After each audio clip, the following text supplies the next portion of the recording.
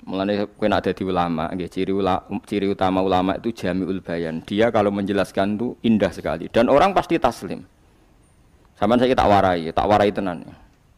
Sampeyan kan biasa wiridan la ilaha illallah kan biasa, mulai mimpin tahlil sampai kepeksa mergo do tahlil melok, sampai sing darani bid'ah akhirnya ya melok tanggane napa? Tahlil. Pokoke wae. Kata Ibnul Qayyim Al-Jauziyah dalam kitab Zadul Ma'ad. Kitab Zadul Ma'ad itu kitab kesayangannya Sayyid Abdul Al-Haddad. Sayyid Abdul Al-Haddad itu pengarang kitab Zadul Ma'ad.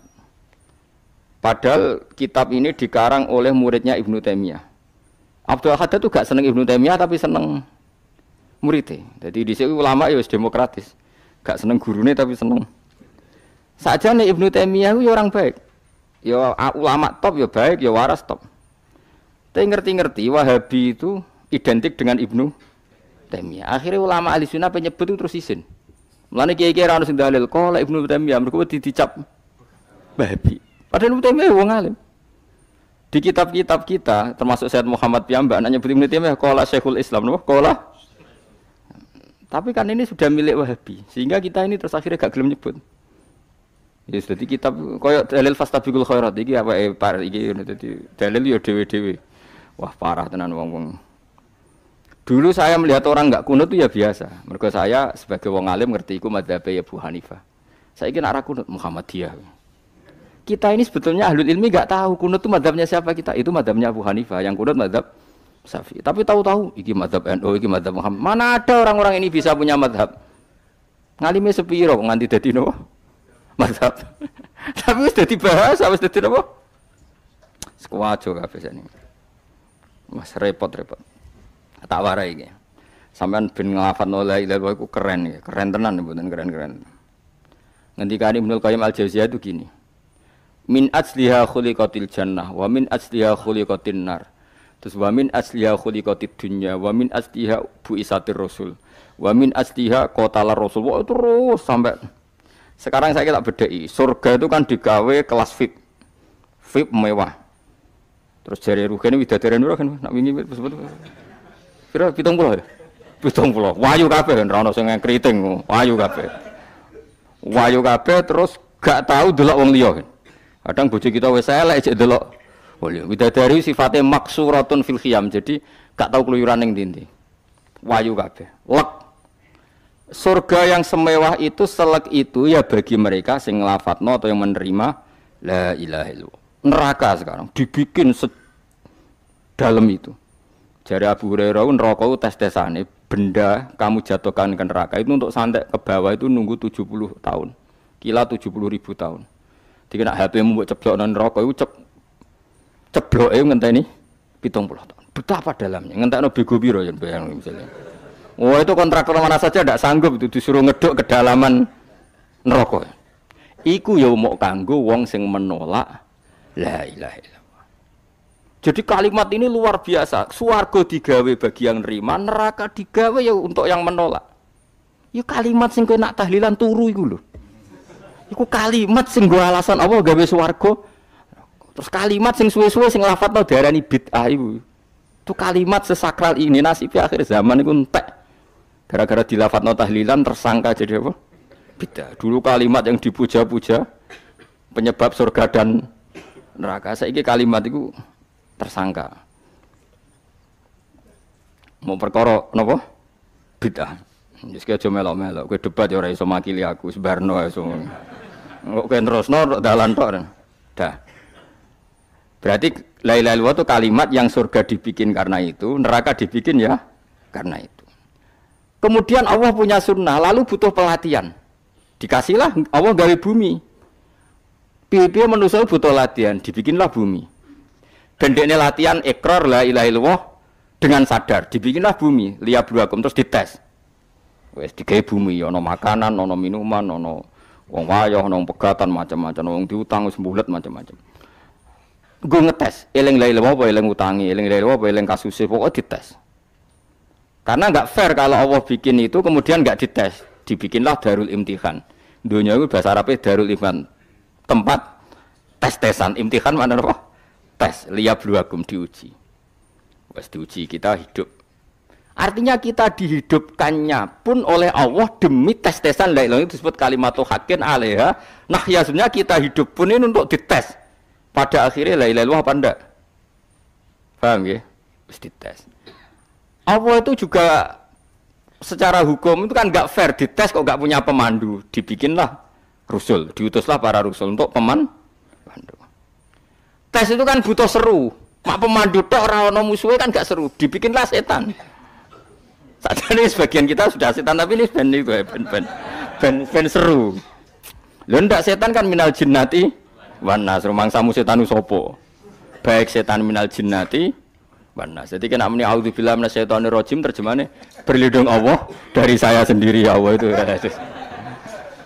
Lho itu kalau ulama dulu biasa auzubillahi min syururi anfusina wa min sayyiati a'malina. Sebenarnya kita berlindung hanya dari setan yang jauh, iblis itu enggak. Ya setan diri kamu sendiri, min syururi anfusina, dari kejelekan diri kita.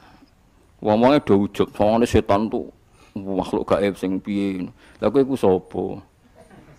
Nganti kowe maksiat terus mergo akrab klop, roh mbek setan klop. Mulane terus maksiat. Dah Allah ngutus pemandu yang ngecul setan, ben fair. Napa? Fair. Jadi semua darul ibtila ini juga demi kalimat. Makanya disebut kalimatu haqqin sing alaiha nahya. Kita hidup ya demi mendapatkan kalimat itu. Kita mati nanti ya demi kalimat itu, artinya mati ke neraka ya karena kalimat itu kita menolak atau mengabaikan. Masuk surga ya karena kalimat itu kita hormat, kita benar dalam memperlakukan kalimat itu. Berarti alaiha nahya wa alaiha nam. Terus wa alaiha nub'as karuan, kalau kamu termasuk minal aminin ya nub'as minas solihin, kalau minal kafirin ya nub'as minaz zalimin. Tapi semua desain dunia ini hanya demi kalimat la ilaha illallah Muhammadur Rasulullah. Nah ini kan penting. Bagaimana mungkin kemudian kalimat sesakral ini, sehebat ini, kemudian ada orang tahlil kamu tidur? Kok iso? Kula janggal kok iso wong turu. Misalnya kayak mangkel, kula mangkel sing mimpin Gus, wira barbar. Bagaimana mungkin kalimat yang menyelamatkan Anda kemudian Anda anggap problem? Elek gak? Apalagi kamu anggap ini bid'ah. Nak cara kula oke lah, ndongakno mayit itu gak ono tuntunan Nabi. Tahlilan gak ono tuntunan. Tapi wis muni tok kono tok. Artinya muni tok kono tok ora usah nyerang kalimah, enak kalimah tetap kalimah thayyibah. Soal kowe ora seneng sing tahlil, mergo tiga profesi lah iku wonge wae gedhinge aja geman. Ya saya misalnya, saya kadang tidak cocok sama mubalek karena kadang profesi. Tapi saya tidak pernah anti pengajian, bagaimanapun itu membawa syiar Islam. Tapi kalau balik kadang ora seneng, kadang takon entuk piro. Bareng sangone sithik, kok sumpah mek transportasi ini. Lah wong ngono kok mbok senengi ku piye? Tapi kita terus gedeng keliru ku sing nggawa syiar Islam. Mana ada pengajian didengar orang banyak tanpa mubalek? Gak iso. Ini iso melepukno barang-barang ra penting dadi penting iso. Lah cara guruku teng sareng, lha ngape melepuk kanggo panggung barang perkarane. Tapi kadang ya benar. Yang namanya mudin mubalek ya itu bisa benar bisa salah, tapi kamu nggak boleh gedeng kalimatnya. Piye kalimatnya kalimat hak. Nah, ini penting kula utarakan. Sehingga zaman Nabi Sugeng ini rungokno tenan ngaji kula. Zaman Nabi Sugeng ada sahabat namanya itu Usamah bin Zaid. Ini sahabat kesayangannya Nabi, hibbu Rasulillah. Usama itu diutus Nabi perang. Ini dengerin nih, diutus perang. Pas perang itu si kafir tadi menggal temannya. Ada yang tangannya putus, kakinya putus. Wah, seorang kafir ini sudah luar biasa. Bacok sana, bacok sini. Ketika terdesak oleh pasukan Usama, kebetulan Usama ini cakap ya, sama beberapa temannya orang Ansor. Orang kafir yang sudah kotoa arjulana wa kotoa aidiana, dia pas terdesak bilang la ilaha illallah. Terus sama Usama tetap ditusuk, dibunuh karena dia berpikir ini qolaha muta'awwidzan, dia melafadzkan kalimat itu hanya berlindung dari pembunuhan. Setelah dilaporkan Nabi itu marah besar. Nabi ngendikan kaifa anta ya Usamah bila ilaha illallah idza ja'at bika yaumal qiyamah. Kowe nak ditakoki la ilaha illallah ku piye? Piye-piye wis ngomong la ilaha illallah, tapi piyambake ngomong ngoten sakwise ngethoki tangan kula, maksudnya tangan kula tangan kelompok saya, tiga-tiga saya. Nabi tetap jawab kaifa bila ilaha illallah idza ja'at bika yaumal qiyamah. Pokoknya Nabi menyoal terus. sampai menjadi fatwa ijma'nya fuqaha, siapapun yang melafadzkan la ilaha illallah harus kita terima meskipun qolaha muta'awidzan, meskipun saat melakukan hanya cara zahir berlindung dari kematian, sehingga kita terima. Orang kafir yang 80 tahun kafir melafadzkan la ilaha illallah 1 menit menjadi mukmin, sampai ada ayat kulil ladzina kafaru iyantahu yufar lahum ma qad salaf. Ini kalimat yang sakral, bahkan kafir yang 80 tahun saja menjadi mukmin hanya karena melafadzkan la ilaha illallah. Mulane yang ngaji saya, yang seneng saya, jangan pernah kamu mengatakan ada bid'ah yang orang bisa jadi kafir. Bagaimana mungkin orang mukmin yang ke kuburan dan melafadzkan la ilaha illallah kamu katakan kafir? Padahal kalimat ini yang kafir 80 tahun saja menjadi mukmin. Saiki ana wong nglafadzno la ilaha illallah mergo salah tempat pinggir patok mbok arani kafir. Lho kok aneh. Wong sing kafir 80 tahun dadi mukmin iki gara-gara ngafalno la ilaha illallah dadi kafir. Mergo mok salah tempat ning pinggir apa? Patok. Boyo ora cocok muni nganggur, wong sering ziarah ku nganggur. Nyatane ya tenan. Cara dekne pegawai negeri ya ora sering ziarah. Nah iku tapi ora usah muni kafir, nek muni kafir gak mungkin lah. Coba kalimat ini itu orang kafir yang 80 tahun menjadi apa coba dengan melafadzkan kalimat ini? Mukmin kan? Berarti kalimat ini adalah kalimat penghilang kekafiran.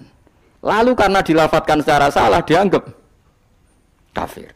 Hanya karena bid'ah itu tidak mungkin. Makanya sebetulnya Wahabi yang alim-alim itu tidak berpendapat demikian. Saya punya beberapa referensi. Wahabi yang alim itu tidak pernah mengkafir-kafirkan orang. Karena perdebatannya seperti itu. Tapi saat ini wis kuwajo. Sebenarnya kalau orang alim itu ya mirip-mirip. Entah Wahabi, entah tidak mirip-mirip. Karena kalimat tadi. Wahabi itu kitab terbesarnya itu Ibnu Taimiyah. Ibnu Taimiyah itu punya murid Ibnu Qayyim Al-Jauziyah. Itu sampai sekarang saya lihat di fatwanya Ibnu Taimiyah itu begitu hormat sama orang-orang kita ini sama. Tapi tahu-tahu lewat penyaduran sana sini terus menjadi kacau. Jadi kalau baleni malih sampai anak kepengin duwe nikmat batinah seperti tadi yang saya utarakan. Swarga dicipta sedemikian mewah ya demi yang menerima la ilaha illallah. Terus neraka dibikin se ekstrim itu juga bagi yang nolak. Kemudian dibikin daru pelatihan yaitu dunia ya karena kalimat berarti kalimat itu luar biasa. Wa biha qamatis samawati wal ardu. Kalimat ini pulang menjadikan langit bumi